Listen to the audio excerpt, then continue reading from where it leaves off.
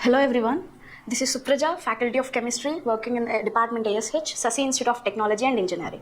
Now in this session, we are going to see a topic called electromagnetic spectrum from 5th unit, that is spectroscopy and its applications. So before entering into the topic, we have to know what is spectroscopy. So let us see that. So spectroscopy. Spectroscopy is nothing but a branch of science which deals with the interaction of electromagnetic radiation with matter. What electromagnetic radiation with matter. So simply spectroscopy is called the interaction of electromagnetic radiation with matter. So now let us get into the second slide. Now what is electromagnetic radiation? So before knowing about the electromagnetic spectrum, we have to know what is electromagnetic radiation. So electromagnetic radiation is nothing but it is a form of energy which travels from one place to another place as waves. Okay, these waves, so simply the propagation of energy in form of waves. Okay, these waves are containing oscillating electric fields and also magnetic fields. Now, then what is electromagnetic spectrum? So electromagnetic spectrum is nothing but the entire range of frequencies and wavelengths from gamma rays to radio waves. So it is nothing but the range of all types of electromagnetic radiation, starting from gamma rays to radio waves. So it is simply called as electromagnetic spectrum. Next, if you observe here, this is the electromagnetic spectrum. There is a wave.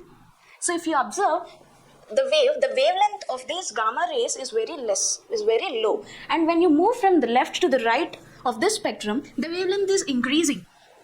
Okay, as you all know that wavelength and frequency are inversely proportional. Whenever the wavelength is high, definitely frequency will be low, right? So the gamma rays are having a very low wavelength. That means it will be having high frequency. Next, coming to X-rays, these are somewhat having less wavelength when compared to gamma rays, but the frequency will be less.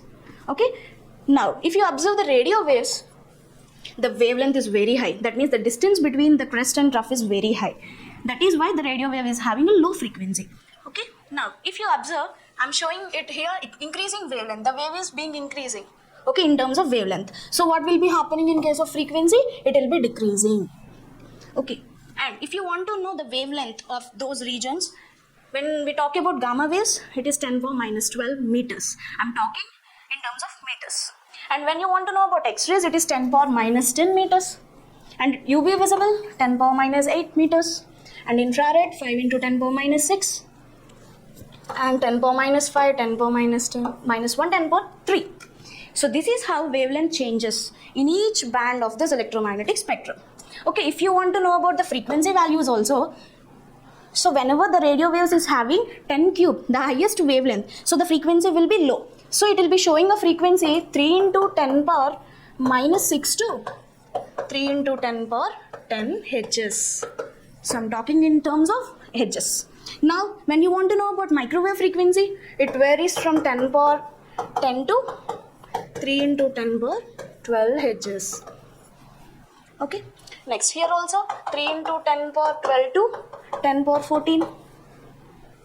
Next, 10 power 14 to 10 power 16. 10 power 16 to 10 power 20.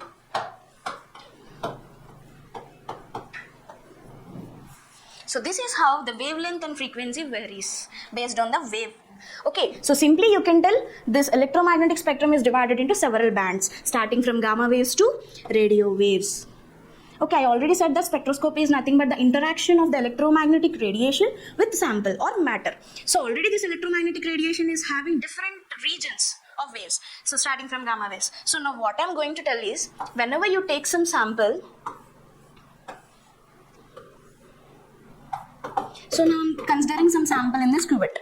If you treat UV visible radiation with this sample, definitely there is some interaction between this and this.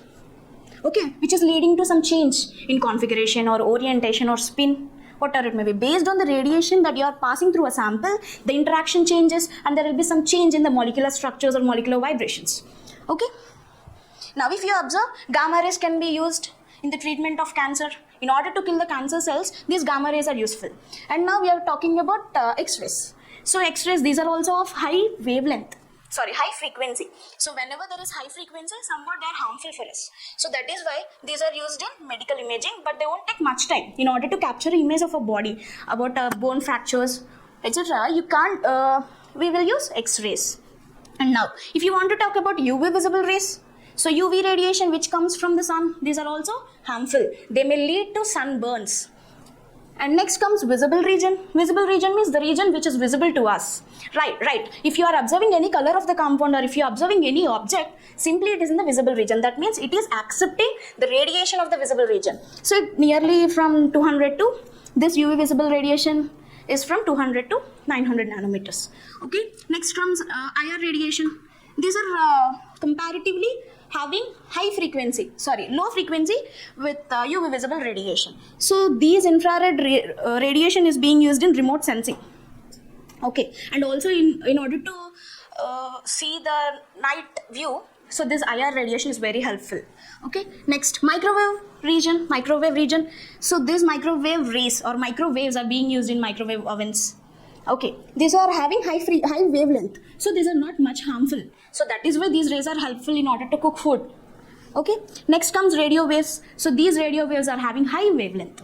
Okay, that means low frequency. So these are not at all harmful. So they can be used in radios, televisions, mobile phones and radars, etc.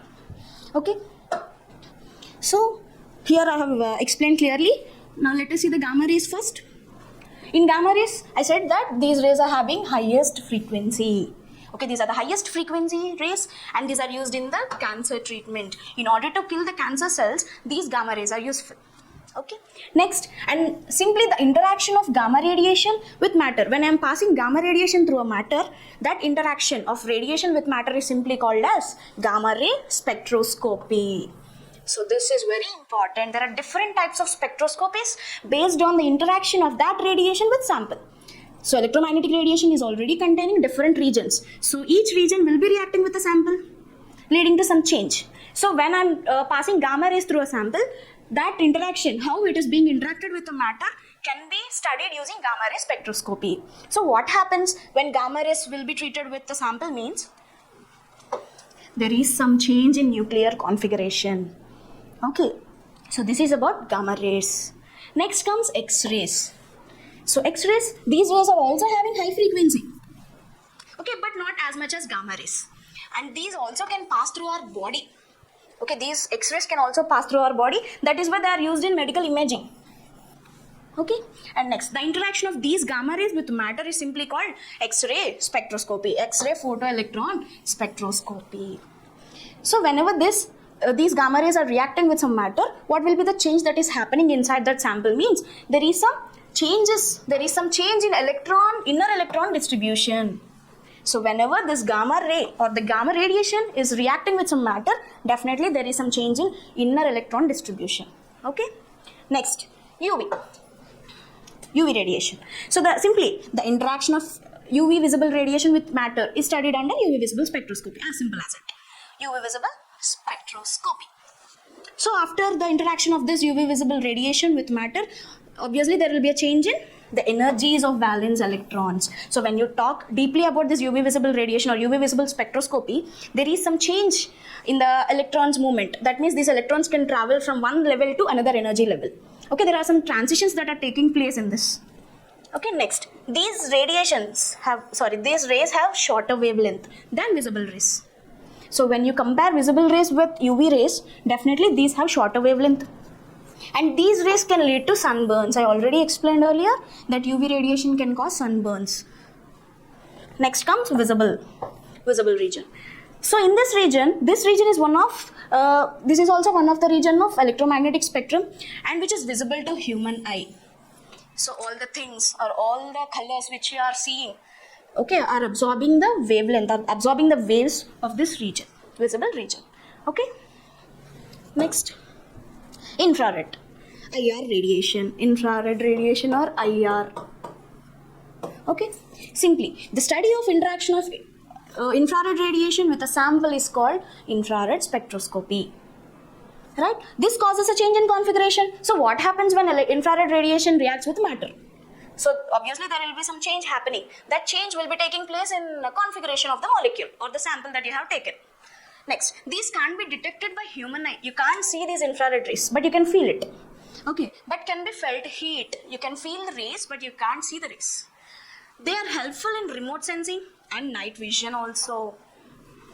Okay, in order to sense, these are used in remote sensing and night vision in order to see some objects. So these infrared rays are very useful. Next comes microwaves. So microwave ovens, I think you're all aware of that. So these have shorter wavelength than radio waves. So when you compare radio waves with microwaves, these are having shorter wavelength, and these are used in microwave ovens, radars, etc. Next, simply I again say what is microwave spectroscopy? Interaction of microwave radiation with sample is clearly called microwave spectroscopy. So what happens in this? When this radiation reacts with some matter, definitely there is some change in the orientation. Okay. So this microwave spectroscopy is also called as rotational spectroscopy. Next, coming to radio waves. The interaction of radio waves with matter is studied using nucleomagnetic resonance spectroscopy or electron spin resonance spectroscopy. Okay, the interaction of radio waves with matter can be studied using nucleomagnetic resonance NMR or electron spin resonance ESR. So using these two spectroscopy techniques, you can study the interaction of radio waves with matter. What happens when radio waves react with matter? Means there is some change in the spin, whether it may be electron spin or nuclear spin, there will be some change. Next, these radio waves have the highest wavelength and are used in radios, TVs and mobiles, etc. So I already said radio waves are having highest wavelength. So see, they are having high wavelength. So that is why they are not harmful. These can be used in radios, TVs and mobile phones. So if you are, after listening this, I think you are all getting some clarity that electromagnetic spectrum is divided into several bands starting from gamma rays to radio waves, and they differ in terms of wavelengths and frequencies.